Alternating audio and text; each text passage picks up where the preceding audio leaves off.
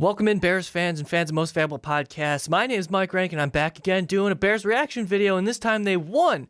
They're 3-9 on the season, and honestly, did you expect anything less? Beating up on the really terrible 49ers team that, boy, they are even worse than I thought. Colin Kaepernick played like crap, eventually got pulled for Blaine Gabbert. I mean, what are you going to do? The conditions, but we're not going to talk about that because I can go on and on and on, but I won't do that. Let's talk about the Chicago Bears specifically. Now, before I really get into this, I just wanted to say I'm sorry for the wait, but I did this on purpose because usually on every Behind the Pen, I talk Chicago Bears football.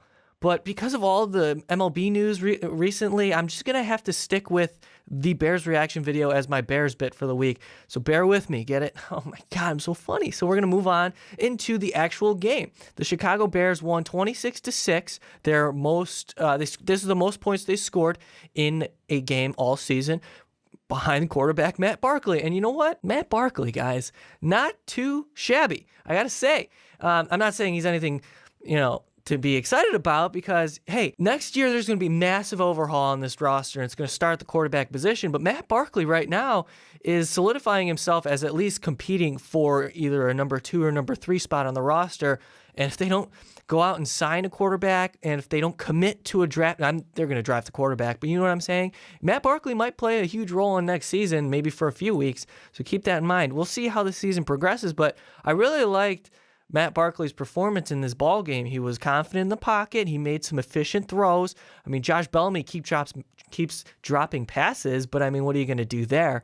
On the defensive side, we saw some improvements across the board.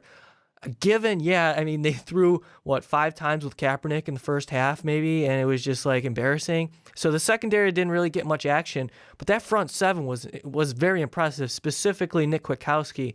Also Akeem Hicks. Akeem Hicks put on a show, just dominating the line, just at will, pushing guys over left and right. Leonard Floyd has I think he's a leading among rookies in sacks, something like that, and he's really impressed. The coaching staff and me as a fan, going back to the beginning of the season, he's supposed to be a game changer. If you're drafted in the top 10, you are a game changer on any side of the ball, and Leonard Floyd looks pretty solid this point at the season. So continuing on this conversation, I mentioned that there is going to be some sort of overhaul going into next year, whether it's firing John Fox, which it's not going to happen, guys. Like I'm on the board, or you should fire John Fox, but it's that he's going to be around for at least one more year. He's got 3 years on his contract, right? And it'll be his final season next year on that 3-year deal. So, I mean, he's going to be back. It's pretty much set in stone. But I want him to be fired. But there's some rumors going around, and this is the state of the Chicago Bears right now, fellas.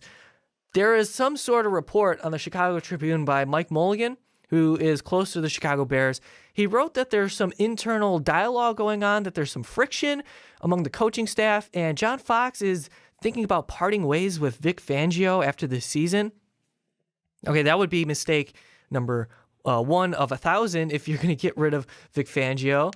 But I guess apparently at a press conference today, Wednesday, as I record this, they were just dismissing it outright. I don't know who to believe because really you're not getting much from John Fox, his coaching staff ever. You don't see Ryan Pace speaking to the media ever. So the media is coming up with this story. And I mean, they had legitimate, credible reasons for this. I mean, they looked throughout the NFL and sources throughout the NFL, and they suggested that this is legit.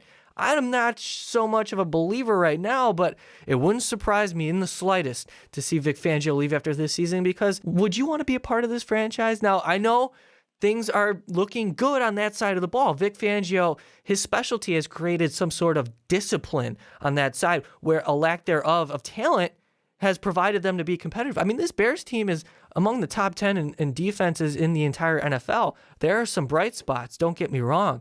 But this overall direction of the franchise, we see the regression. You can blame injuries all you want, but there is a definite regression this season.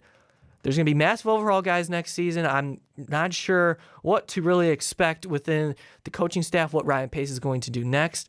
I know for a fact the Bears will be hurting if they lose Vic Fangio, but overall, Bears won this week. We can celebrate. It was a Bears Monday, and I got to say, as I shift gears here, the Bears are not the worst team in football, obviously, because the Browns are in it, but they're not also, there's two teams above them, honestly, right now. The Jets, for one, my God, that team looks like a disaster. And the Jaguars, I think the Bears are better than Jaguars. So, I mean, are you happy with a fourth pick?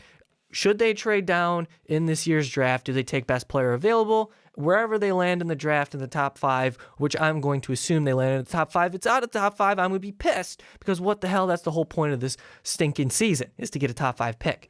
Otherwise, I'm really excited about this win, even though it meant absolutely nothing and lowered the draft stock. I was impressed. There were some standout players in that one, so good for this team. They were fighting hard all season. They finally got a win off of a terrible, putrid franchise in the 49ers. By the way, Chip Kelly going to get fired? Most likely. Thank you guys for checking out this Bears reaction video. As always, we're in week 13. We're almost done. We're pushing through. Make sure you like, subscribe, and do everything else that we have here at Most Valuable Podcast. Become a patron. Follow us on Twitter and everything else. Stay tuned for Behind the Pen. Every week I record on Thursday, so stay tuned for that. I'm Mike Rankin. Thank you guys for watching. We'll see you all next time.